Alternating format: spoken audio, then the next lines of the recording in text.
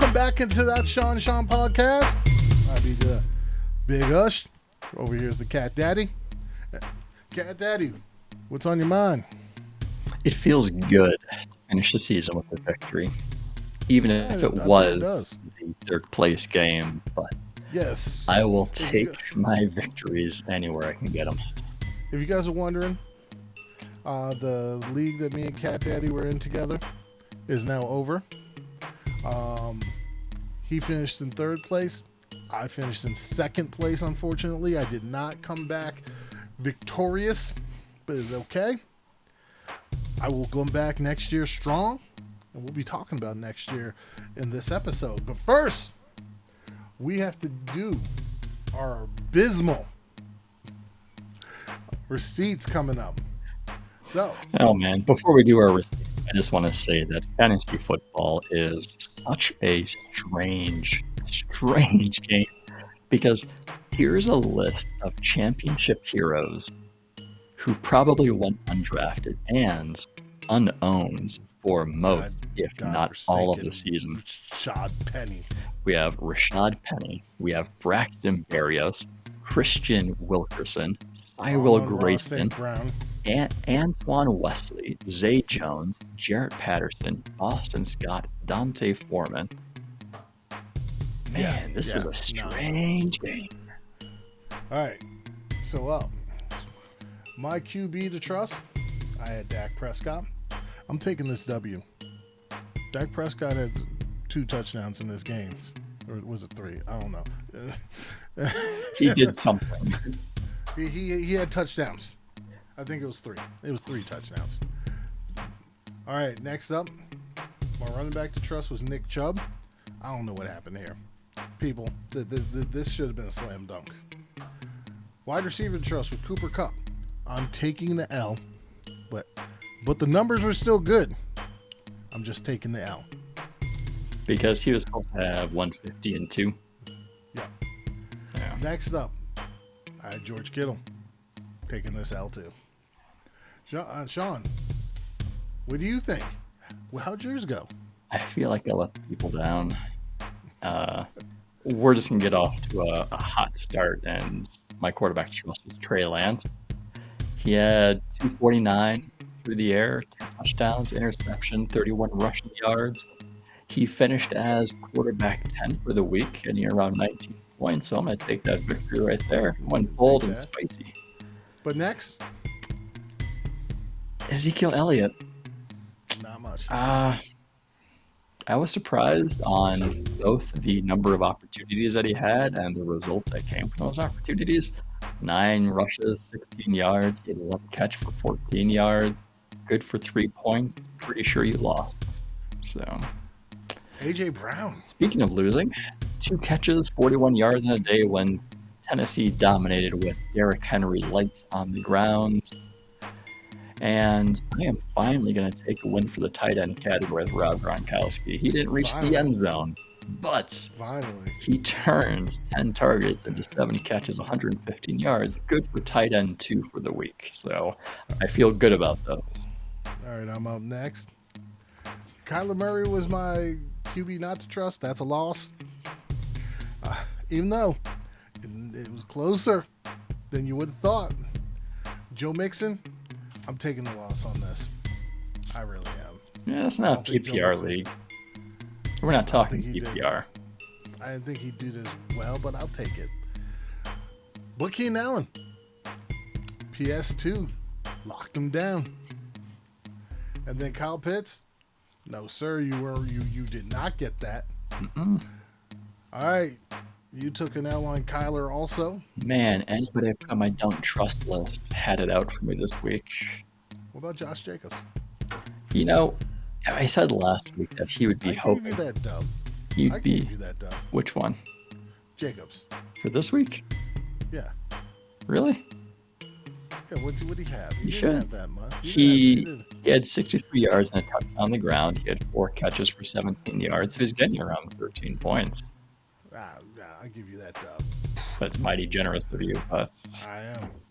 With DK, let's get to DK. Yeah, let's just jump straight to him. So it turns out Seattle just needed to go with the Lions in order to get it right. He had 6 catches, 63 yards, which isn't a big deal. But what is the big deal are the 3 times he reached the end zone. So that was good for 25 points in the wide receiver 3 finish. So when I said don't trust him, I really meant you should trust him. You just got mixed up in translation. What about Noah? Now, this one I have a really hard time. I'm going to take the loss because he was. You better take the loss. But he was my pick where I knew the entire Denver wide receiver core would be missing this game. He finished with 6 catches, 92 yards, and a touchdown, which gives him 15 points, which is good enough for tight end 1 for the week. If I would have known Denver was playing anybody at the wide receiver position, I might have changed that one. But I'm taking a loss because I said it, and good for him. All right, moving on. Just letting everybody know this is going to be a quicker episode. We're not going to hold y'all up right now. We're going to, first, before we preview next year, because our preview next year does not involve IDP, but the league that me and Sean are in has to do with IDP. Anybody who has never done an IDP league, I encourage you to. As a football fan overall, it's nice to get some defense in there. But this was Sean's first year doing IDP, and I just like to get some thoughts in here on how he felt with his first year in IDP. 2 things that I didn't like about fantasy football previous years were kickers and team defense. He still hates kickers. I still do. Gotta find a league where they don't get utilized, but I didn't like team defense because it always depended on how many points they gave up, how many yards they gave up. Freaking scoring. And you're thinking, man, garbage time just absolutely kills you because it can add 14 points. It could add 150 yards onto what should have been a lower amount. I just team doesn't care about our fantasy team. No. So I really didn't like team defense, but I really enjoyed the IDP. It does take a little bit more work to become familiar with the positions, the scoring for it, to get a better idea of what players are more valuable than other players. But once you get the hang of it, I think it is fantastic, and I don't think I can ever go back to a team defense league. It's got to be IDP. It's just one of those where once you take that step and you get there, it is so much more fun because it's not as if you're losing points like yardage and touchdowns scored against your guy. You're actually accumulating positive points based on tackles and turnovers, and I just found that to be more enjoyable. But again, it does take a little bit of time, a little bit of research to actually find out the scoring system and the players. Now, just letting everybody know, come next year, we're planning to be around next year. But next year, we're going to be doing things like our preview episode, like our receipts, and we're planning on adding IDP, but for standard leagues. Our particular league that we're in right now is a little bit more comprehensive. Love it. We literally start a full team. 2 defensive ends, a defensive tackle, 2 linebackers, 2 corners, and a safety. In most of your standard leagues, it's 2 defensive linemen, 2 linebackers, 2 DBs. So just don't get scared thinking the league's going to be like the one we're in. You can start off as an easier standard one. And you find out certain things. Like if you're in a standard league, for DBs, check out the safeties. Safety's going to be your friend. Yes, there are some corners that show up. Like I had Trayvon Diggs in our league. Diggs did score quite a bit a lot of times. But Sean over here for his defensive ends had Myles Garrett. Myles Garrett got quite a bit of points. Some more points than his offensive players at times. Sure did. I also had Micah Parsons. Yes, you're seeing a trend. I'm kind of a homer. But Micah Parsons came on strong. There's other guys. I had Levante David. Help me get to the championship game, and then he got injured. But I mean, you get more where we're coming from. You get more player focus instead of let me drop this defense, pick this defense up. There's more strategy to it. It makes a game slightly more fun to watch too, because you're not just paying attention to offense and Offense. scoring. You're saying, okay, well, if I have Patrick Surtain the second, I'm still going to watch that Denver game because I want to see if he can get an interception, get that pick six, defend a pass. Right. You know, when I'm watching Trayvon Diggs get pick six, and I'm going back, let me see my score. Because in that regard, in our particular league, you're getting 3 points from the interception. You're getting the interception yards. So let's say they go 50 yards. That's 5 points right there. And then so that's 8 points. And you're getting the touchdown. So 6 more on top of that. That's 14 points on one play. You know, and then your Myles Garrett play, strip sack, which was like I think 3.5 points. It's like the plus the 2.5 for the fumble recovery, plus the fumble yards, and then there's a touchdown. So it's the sack, it's the forced fumble, it's the fumble recovery, and it's the touchdown. It's like the single greatest play this year for me because Myles Garrett got like 20-some points. Now, if anybody can help me out, we're in a Yahoo league. I like Yahoo's interface, but I need to force Yahoo to give us better scoring. It's just for pass rushers. I think they need to incorporate QB hits and QB hurries. It's not that hard to do. You know, if they just combine pressures that are not sacks, I think that would be good. Or that. I'd be fine with that, but it is a little bit limiting because when you have a defensive end, you're relying on a sack, and unless you have like TJ Watt, he's a linebacker. But if you can put the pressures in there, exactly, all of a sudden your points get different. All right, moving on. We're going to move on to our preview for next year, which won't include any IDP rankings. I do apologize for that. We're going to get that going for you in the summer. But right now, we're going to take some players that you should keep your eye out for in the next year. Now, these guys aren't legitimate bona fide studs, but these are guys that could be household names. Sean, give the people your QBs you want them to keep their eye out for. All right, so these are guys that we have as sleepers. So they may not have reached their full potential this year, but they could have that potential next year. So we're starting with. Sorry. I just interrupt. These are players that you can get in the later rounds.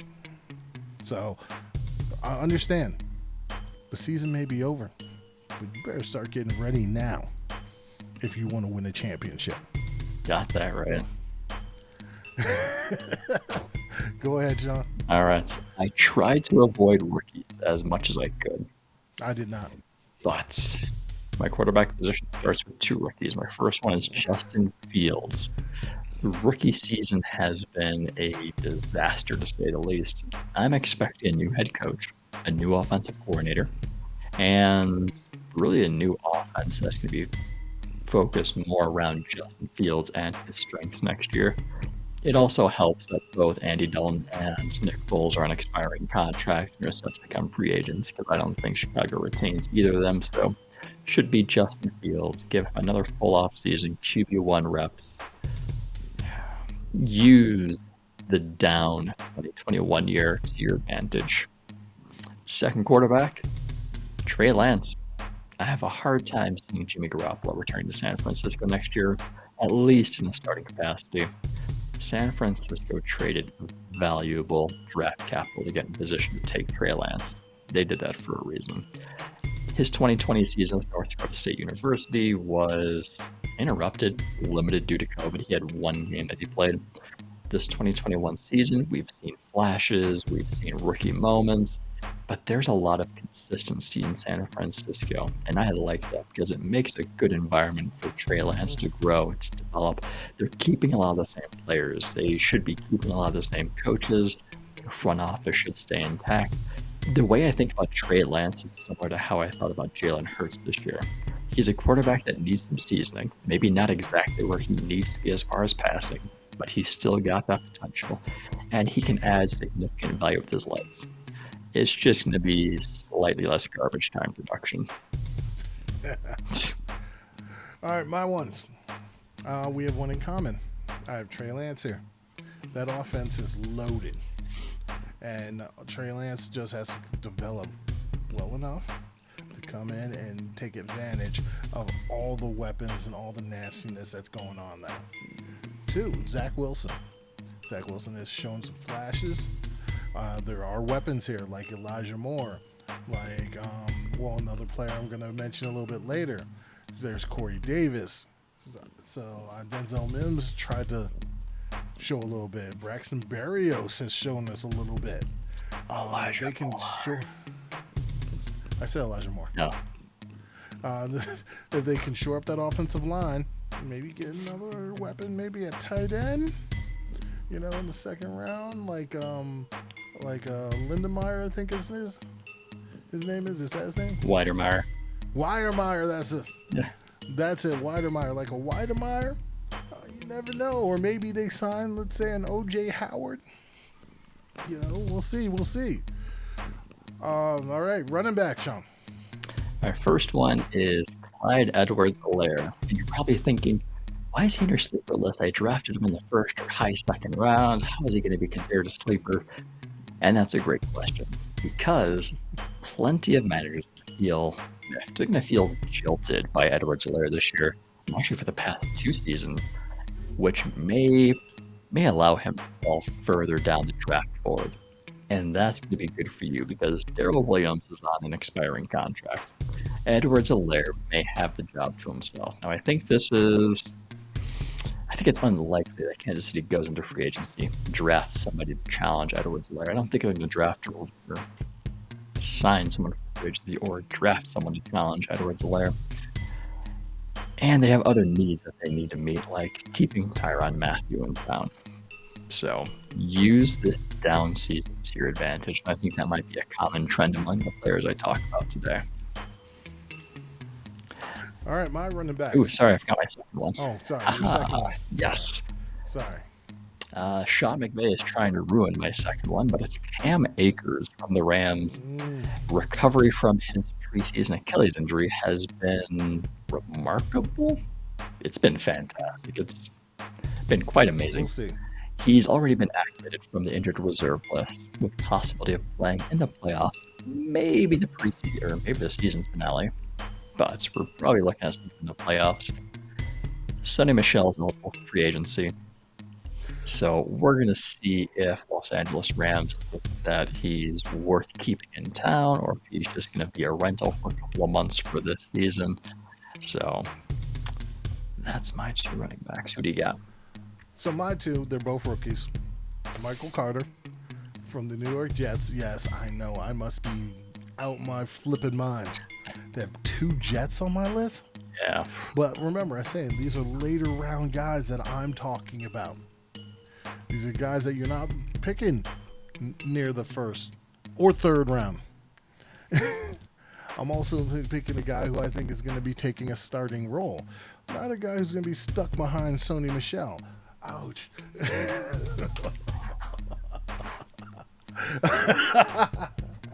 But Michael Carter did show a lot of flashes, especially in that last game. Before he got concussed, he was running all over the Bucs, who have a pretty darn decent run defense. Now, note, I do worry about goal line carries, but if he develops and he's really good in the pass, I think he could be a legit RB2 to RB1, depending on how the Jets' offense develops. My other one, Travis Etienne. I know you're going to be like, wait, what? He didn't play at all. What did he show you? He didn't show me nothing this year. But it's the whole thing with the Jags. I don't see them drafting another running back close or near the first round or first 3 rounds this coming year. James Robinson had a torn Achilles late in the year. So starting next year, Travis Etienne in training camp, because Travis Etienne's injury was already in the preseason this past year. He's going to be healthy come training camp. He's going to have all the opportunity with the new coaching staff to get this job and hold on to this job. He is more dynamic than James Robinson, and I think he's going to show something. You go ahead, Sean. You can make any comments on mine as I came at yours. No, it's not as if I disagree with yours. I think Michael Carter can definitely add value in the passing game, which may offset any lost goal line carries that he may not Especially get. in PPR leagues. Yeah. And Travis Etienne, you mean he's going to get a full preseason to work with his college quarterback? Yes. Huh? Yeah, there's some good value there. James Robinson getting injured late in the season is not good for him. Right. But right. I feel bad for James Robinson. Yeah. But we're in the business of trying to win championships. So I'm sorry, James Robinson. I gotta do what I gotta do.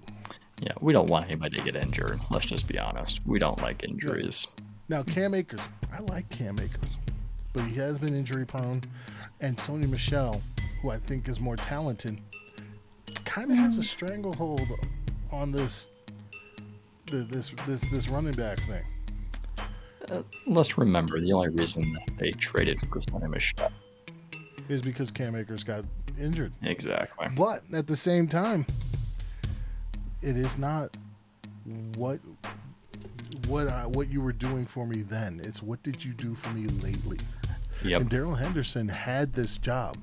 They tried keeping Darrell Henderson in that job, but Sony Michel would not allow them to continuously have Darrell Henderson have that job. Yep, and something that's important for everybody too is we're making these sleeper predictions. We're giving you these names, and this is 8.5 months before the next season even starts. Way. We still have free agency to go through. We have the draft to go through. We have training camp to go through. We're going to see who gets injured in the preseason before we even get to the draft. So these are just names to keep an eye on who we think have potential to definitely outplay their draft position. All right, so wide receiver. All right, yep. I've got Cortland Sutton. You're thinking, oh man, the Denver Broncos suck. And I can't disagree with you, right? It's because he's got a certain quarterback going to Denver. There is a lot of uncertainty. There's a lot of inconsistency with that Broncos offense this year. And a lot of the year, they were just relying on Melvin Gordon. They were relying on Javonte Williams. And as I mentioned several times, and will continue to until the season's over, Denver is not meant to play from behind because they don't have the quarterback talent. Simple as that. And part of it's the offensive coordinator too. So I'm expecting a new head coach. I'm expecting a new offensive coordinator. I'm expecting a new quarterback.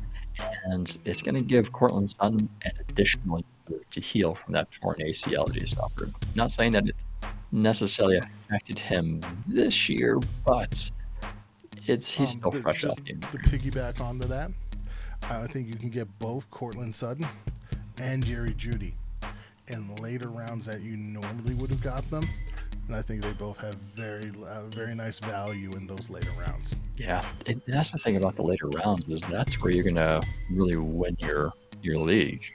Waiver wire, but if you can draft well in the later rounds, you can find those guys who have potential, but they're coming off a down year and other people are just poo-pooing on the value. That's your gem. My number 2 wide receiver is Rondale Moore, rookie from Arizona. Now, as much as Arizona has struggled, and they really struggled a lot toward the end of the year, they still have a potentially dangerous offense. And when you're thinking about A.J. Green and Christian Kirk being eligible for free agency, maybe they don't resign them. Maybe they push and usher in Rondale Moore into the number 2 role. Maybe. And he does get a lot of jet sweeps, the wide receiver runs. That's more of a Rondale Moore thing. So that's just extra points there for you. Mm-hmm. My 2 wide receivers, I'm going to start with Amon-Ra St. Brown. And everybody's going, what? A Detroit Lion? You have Jets and Lions on your list. What's wrong with you? Amon-Ra St. Brown put up a lot of numbers late in this year with Tim Doyle throwing him the ball. And now, no, I'm not going to count that as consistency, but I like this kid coming out. I think this kid can develop and carry that over. A lot of people are going to be skeptical because why? Well, it's the Lions. Next up, I've got Rashad Bateman.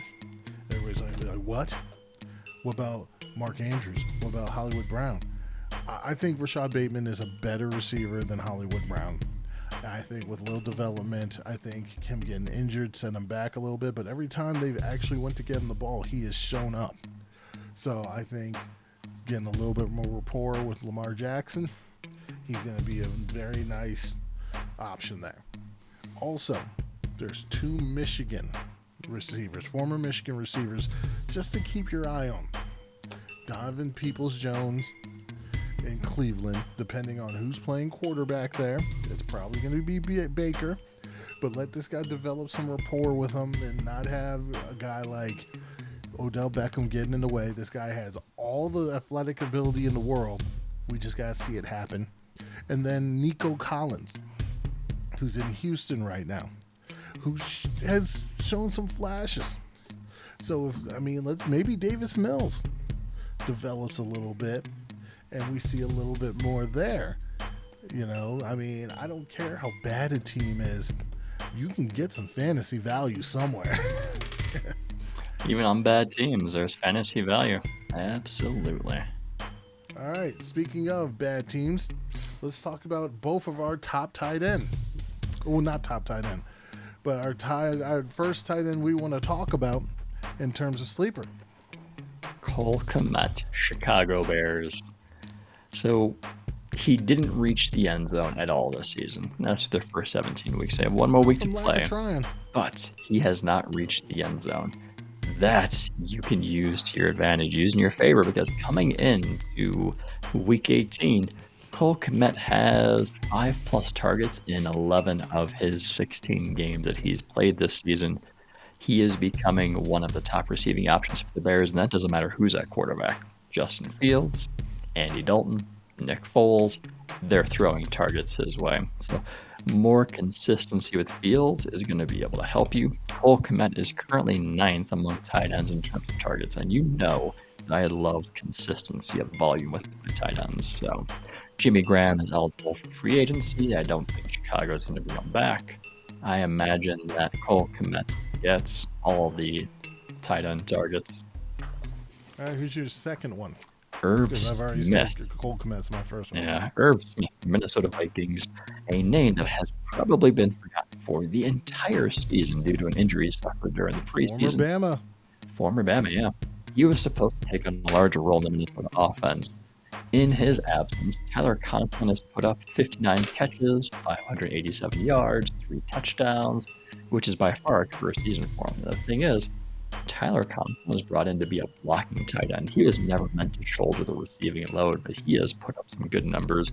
And when you think that Adam Thielen has been the biggest red zone threat for Minnesota for the past 2 seasons, and now we have a injury starting to catch up to him, I wouldn't be surprised if some of those red zone targets for Thielen started going to Herb Smith.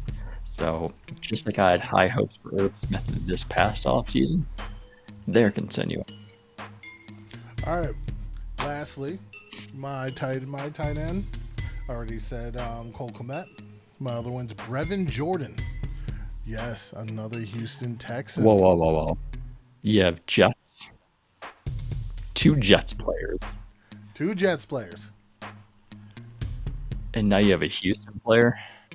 And a Detroit Lion. And a Chicago Bear. Oh. All right. I'm going to state this again because people think there's a reason why you get these guys late. It's not because they're playing on good offenses. It's because people are overlooking them because they don't see these offenses developing. You're betting. So you're it's that low bet hoping to hit high. That's what you're doing here. You're putting about $5 on the 1,000-to-1 bet. You're putting $5 on Cincinnati to win the division before the year starts, and you have like 25-to-1 odds. Right. Yeah. You get what I'm saying. But no, this is more than 25-to-1 with some of these guys. That's what I'm saying. Like you're trying to make $500 out of $5. This is what this is. You're betting low money on high odds. But Brevin Jordan showed some flashes. Again, if Davis Mills, and I know this has been a lot on Davis Mills, but if he can develop, and he's had multiple touchdown, 300-yard games, you can't say he might not. Stranger things have happened. Mm-hmm. You know, there's once this guy named Tony Romo, who's undrafted, who came in and played for the Dallas Cowboys and put up insane fantasy numbers. So you never know. There's this guy named Kurt Warner. Yeah, exactly. Mark Bolger goes down. Trent Green goes down. Enter Kurt Warner. So, We got this guy named Victor Cruz. Comes in as an undrafted free agent wide receiver. It's all over the place. I mean, you got this guy named, what's his name? Arian Foster. yeah. Arian Foster, later round draft pick. When Arian Foster was put out there in the draft, He was undrafted. he was undrafted. Yeah, just like James Tennessee? Robinson. Yeah. Arian Foster, though, nobody thought Arian Foster was going to be Arian Foster. These are the guys you're trying to find. All right, that's all I got for the people, Sean. All right. Were we going to revisit our rankings briefly from the beginning of the year? No. Nah. We're just gonna we're gonna close it out this year. Try to come back more organized and better next year. First year, we just All right. Adios, people.